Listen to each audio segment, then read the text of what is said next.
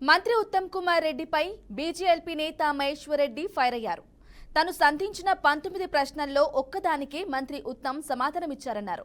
మంత్రి ఉత్తమ్ ఫ్రస్ట్రేషన్లో ఉత్తమ్ కుమార్ రెడ్డి దిగజారుడు మాటలు మాట్లాడారని మండిపడ్డారు.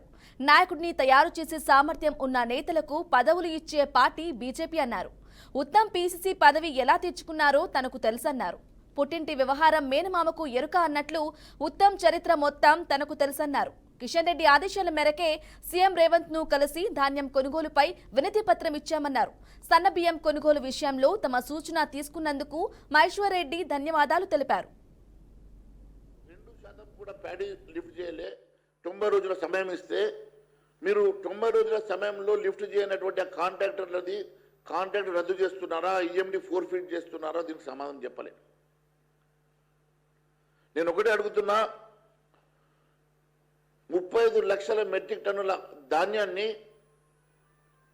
లిఫ్ట్ చేయడానికి మీరు కాంట్రాక్ట్ ఇచ్చారు కదా, మరి ఆ కాంట్రాక్టర్ ఇప్పటివరకు లిఫ్ట్ చేయలేదు. కేవలం డబ్బులు వసూళ్లకు మాత్రమే పాల్పడుతున్నారు. డబ్బులు వసూలు చేసినటువంటి ఆ కాంట్రాక్టర్ల మీద ఏమైనా చర్య తీసుకుంటారా?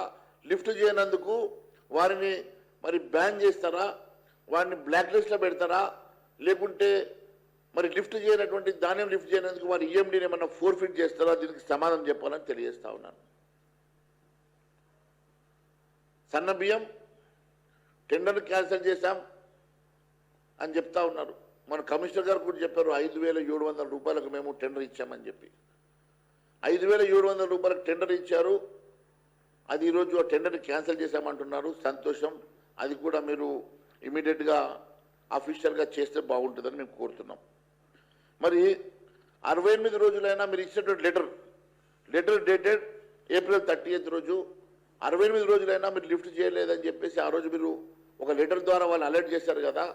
దాని తర్వాత మరి 90 రోజులు అయిపోయింది కదా. 90 రోజులు అయిపోయిన తర్వాత వారు లిఫ్ట్ చేయనందుకు మీరు ఏం చర్యలు తీసుకుంటున్నారో చెప్పాల్సినటువంటి అవసరం.